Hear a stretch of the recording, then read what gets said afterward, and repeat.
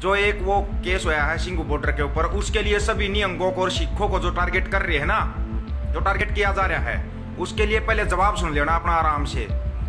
28 जनवरी को ना, जब ये उत्पाती आए थे, पत्थरबाजी कर रहे थे सिंगू बॉर्डर के ऊपर, सत श्री अकाल वीरे, जब सिंगू बॉर्डर के ऊपर पत्थरबाजी कर रहे थे तो यही निहंग सिख थे ना, इन्होंने ही आगाड़ी ली थी, यही आगे आए थे, यही आगे आए थे और इन्होंने आगाड़ी ली थी। अब अगर उनका कुछ कर दिया तो इसके अंदर तुम क्या क्या केस निकाल रहे हो, वो दलित था तो सुनो भाई, जो दलित बता रहे हैं उसको, जिन्होंने उसको सजा दी ना वो भी दलित थे।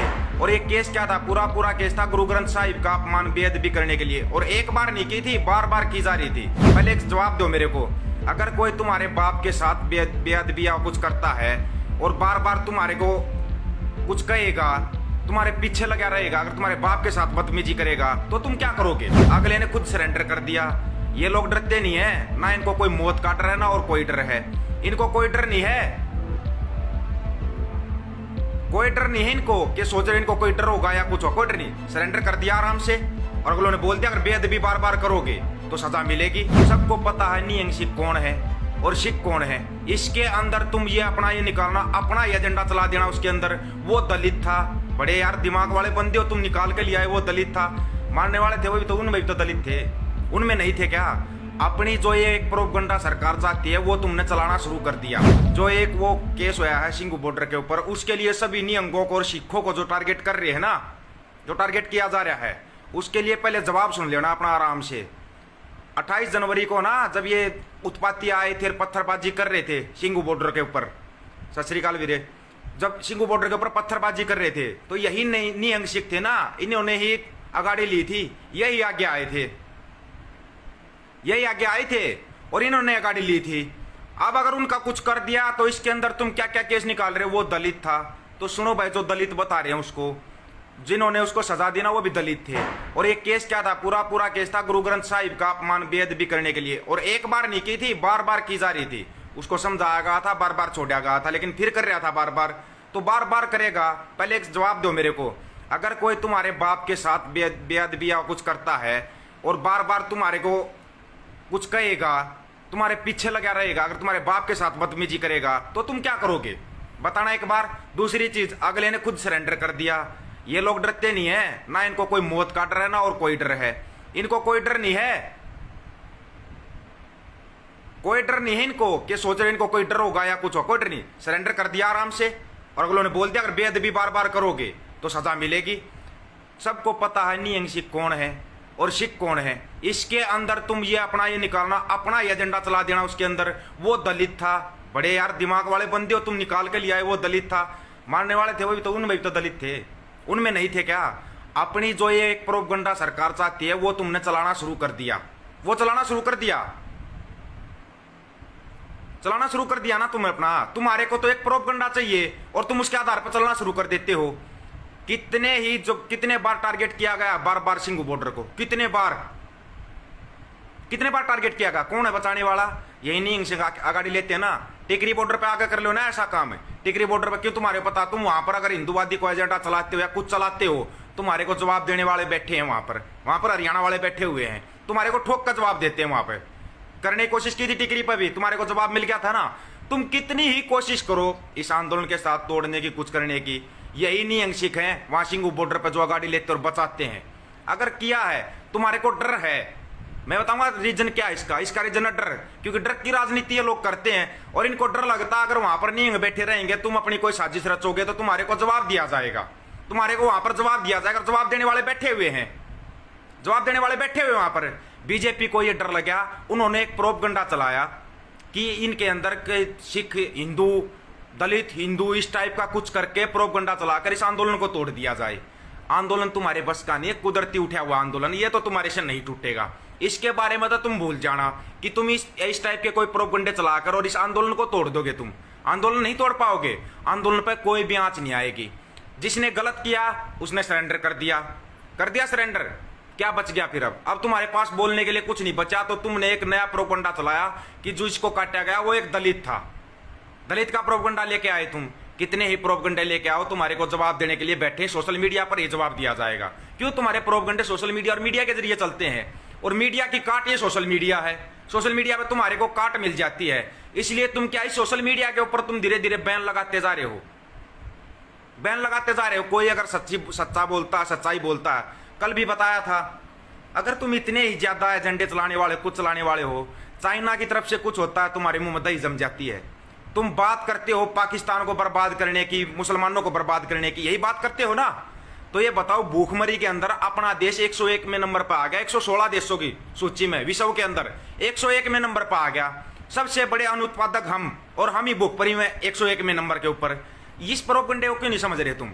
इसके ऊपर बोलते समय तुम्हारे को कुछ है नहीं तुम्हारे पास बोलने के लिए, बोलोगे क्या? वहां पर तुम्हारे मुंह में दही जम जाती। तुम्हारे को चाहिए बस हिंदू, मुसलमान, सिख, हिंदू, इस टाइप का तुम्हारे को प्रोपेगेंडा चाहिए, और वो तुम चलाने के लिए तैयार बैठे हो।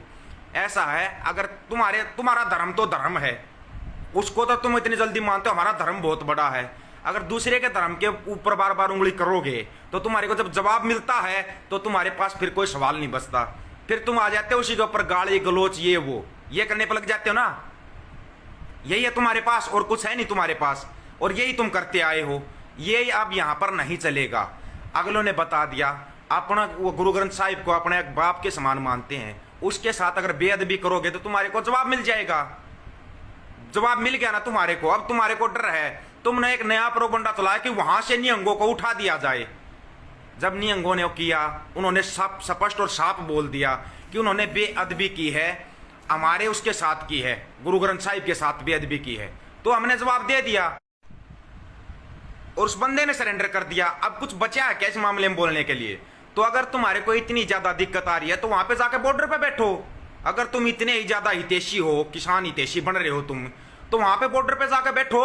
वहां पर किसानों का साथ दो, जो बॉर्डर के ऊपर बैठे हो बुजुर्ग, उनके पास जाके बैठो ना, अपने बॉर्डर पे जाकर बैठो। बताओ यहाँ पर अब कुछ वो नहीं चलेगा किसी टाइप की। कोई आज सुबह भी टेंटों में आग लगा दी सिंगू बॉर्डर के ऊपर, किसने लगाई है वो आग?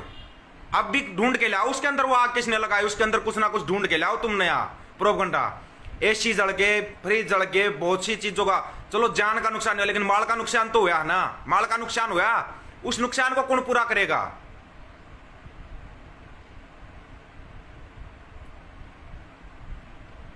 इनको यही डर है भाई। ये जो निहंग फौज होती है ना, ये एक जुझारू फौज है। ये डरते नहीं, डर इनको लगता नहीं। जो डरता नहीं उसके खिलाफ ये लोग प्रोपेगेंडा चला देते हैं, प्रोपेगेंडा चलाना शुरू कर देते हैं।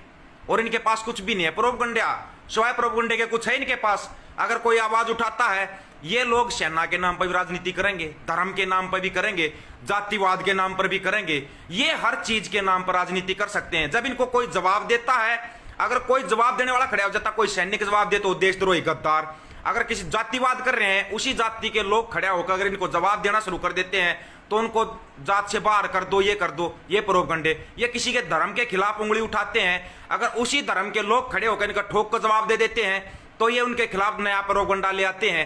इनका हर एक प्रोपेगेंडा, हर एक एजेंडा आज के समय पे फैल होता जा रहा है। और वो फैल किया है सोशल मीडिया ने, सोशल मीडिया की वजह से फैल हुआ है। ये सोशल मीडिया सबसे बड़ी देन है। तो भाई मेरे, अगर ये ऐसा कुछ भी करते हैं ना, उसका जवाब दो, सोशल मीडिया के ऊपर ठोक का जवाब दो। और वो जवाब इनको दिया जा रहा है। तो निहंगों के ऊपर, सिखों के ऊपर ये राजनीति करना छोड़ दो। अभी तुम्हारी कोई राजनीति नहीं चलेगी। कुछ भाइयों का सवाल था कि पंजाब के अंदर सेना लगाई गई है, तो सुनो, आधे पंजाब में राष्ट्रपति शासन लागू कर दिया गया। ये है पूरे पंजाब को दबाने की तैयारी।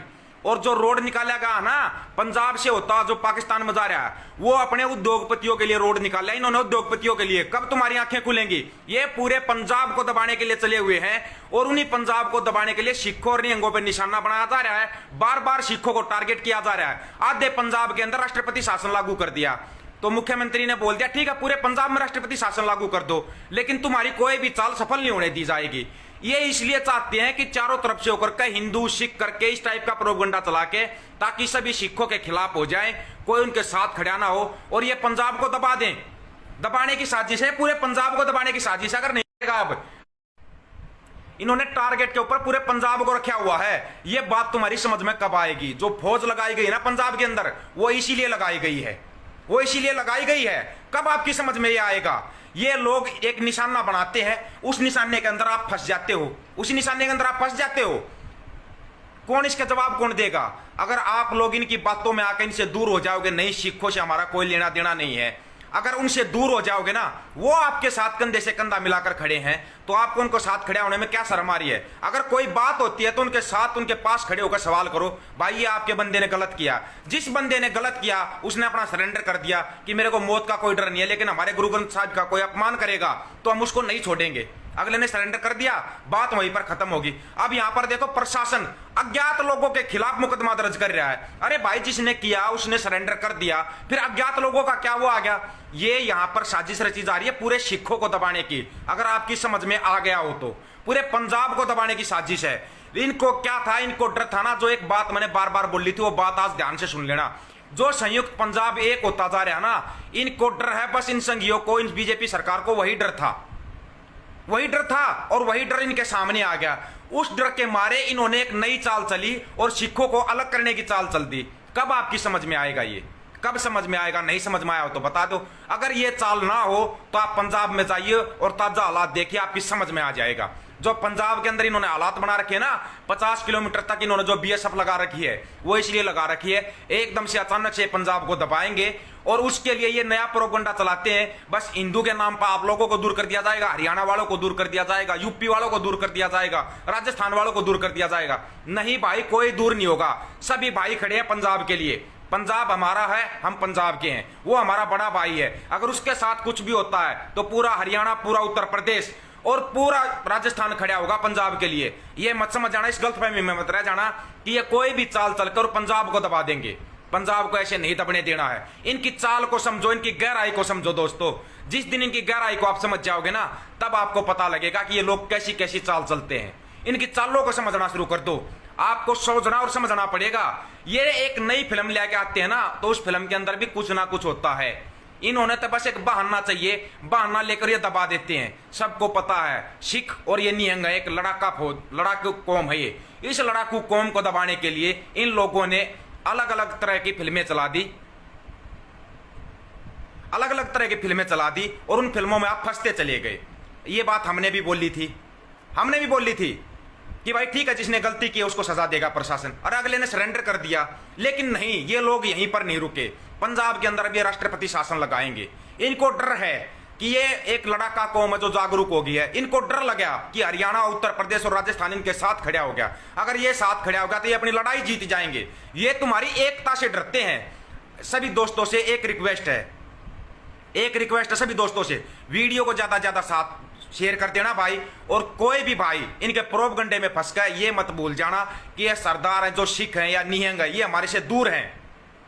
ये हमारे से दूर नहीं है, ये हमारे भाई हैं, हम इनके भाई हैं और इनके साथ खड़े हैं। और कोई खड़ा हो ना हो, हम साथ खड़े हैं भाई, बिल्कुल साथ खड़े हैं। लेकिन जो इस सरकार की गंदी मानसिकता और गंदी सोच है ना, उसको सफल नहीं होने दिया जाएगा। अगर कोई भाई मानता है कि हम दिल से साथ खड़े हैं इनके, तो वीडियो को ज्यादा ज्यादा शेयर कर देना या अपनी सोशल मीडिया पर डालो। ज्यादा से ज्यादा इन चीजों को उजागर करो भाई। ये पंजाब के अंदर राष्ट्रपति शासन लगाकर पूरे पंजाब को दबाना चाहते हैं। नहीं दबाने दिया जाएगा। क्यों? क्योंकि इनकी वहां पर बसा नहीं पा रही है। वहां से इन्होंने पाकिस्तान के रास्ते अपना व्यापार फैलाना है। अपने व्यापारी दोस्तों की मदद करने के लिए ये लोग पंजाब को दबा रहे हैं। आज पंजाब को दबा रहे हैं, कल बारी हरियाणा की होगी, परसों बारी यूपी की होगी। अगर आज आप चुप रहे तो ऐसे ही नंबर सबका आएगा और आता जाएगा। और यही लड़ाई है, ये लड़ाई जो चल रही ना, यही लड़ाई चल रही है। ये बारी बारी से सबको टारगेट कर रहे थे, लेकिन जब इनको जवाब देने वाले मिल गए तो इनको लगा कि हाँ अब तो तुम्हारा कुछ नहीं होने वाला है। तो इन्होंने नई फिल्म चला दी। अभी सिख वर्सेस हिंदू, सिख वर्सेस दलित, ये करके आपको दूर करना चाहते हैं। अभी भी अगर किसी की समझ में नहीं आया है तो आपकी समझ में कभी भी नहीं आएगा। इन लोगों की चाल में मत फंस जाना। बस इनकी चाल में फंसकर पिछले 7 साल से देख रहे हो आप। अरे 116 देशों की सूची में हम 101 में नंबर पर आगे, भूखमरी में सबसे ज्यादा अनु उत्पादन करने वाला देश हमारा, और हम ही भूखमरी में 101 में नंबर पर है। उन चीजों के बारे में क्यों नहीं बोल रहे लोग? क्यों नहीं ये मीडिया दिखा रहा है उसके बारे में? बस ये गोदी मीडिया अपनी व्यापारी दोस्तों का वो सब कुछ फैलाने के लिए अलग अलग तरह के प्रोपगंडे चलाते हैं। वो दिखाओ ना। आज हम पाकिस्तान, नेपाल, भूटान से भी नीचे बैठे हैं भूखमरी के अंदर, उनसे भी नीचे चले गए। वैसे तो ये पाकिस्तान को बर्बाद करते हैं। अरे कम से कम पाकिस्तान 94 में नंबर पर है, तुम 101 में नंबर पर हो। वो दिखाओ ना, लोगों को हकीकत दिखाओ ताकि लोगों की समझ में आ जाए। लेकिन वो चीजें ये लोग नहीं दिखाएंगे। वो चीजें आपको दिखानी है। लड़ाई आपको लड़नी है। जो भी अगर लड़ाई लड़नी है, अगर आपको लड़नी है तो अपनी एकता का बल दिखाओ भाई। अगर आपकी एकता टूट गई ना तो ये लोग किसी को भी नहीं छोड़ेंगे, आपके घर में घुसकर आपकी गर्दन पे पैर रख देंगे। लेकिन अब इनको लग लिया कि जो लड़ाका कौम थी वो आज लड़ रही है, सदियों से यही कौमें लड़ती आई हैं, अभी भी आपकी समझ में नहीं आया। तो जो ये कहानियां बनाई गई है ना, ये झूठी कहानियां बनाई गई हैं, झूठी कहानियां। इन कहानियों से ना दूर हो जाओ, झूठी कहानियों से दूर रहो। जो सदियों से लड़ते आए थे वो ही आज लड़ रहे हैं, जो किसान की लड़ाई लड़ रहे हैं ना वही पहले अपनी लड़ाई लड़ते थे, वही आज लड़ाई लड़ रहे हैं। लेकिन इनकी समझ में नहीं आ रहा, उसको दबाने के लिए अलग अलग तरह की फिल्में चलाई जाती है, अलग अलग तरह की फिल्में। इन फिल्मों से बचो और इनसे दूर रहो।